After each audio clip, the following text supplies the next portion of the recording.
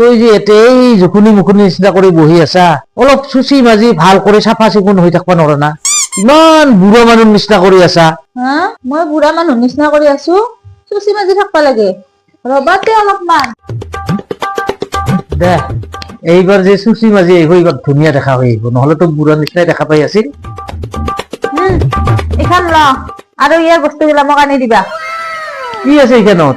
এইখান তুমি যে মোক চুচি মাজি থাকবা দিছ, সেইখানত মই লিখি দিছো foundation, makeup, eyeliner, lipstick, shampoo, conditioner আৰু বহুত বস্তু লিখি দিছো, গোটেই আনবা কিন্তু।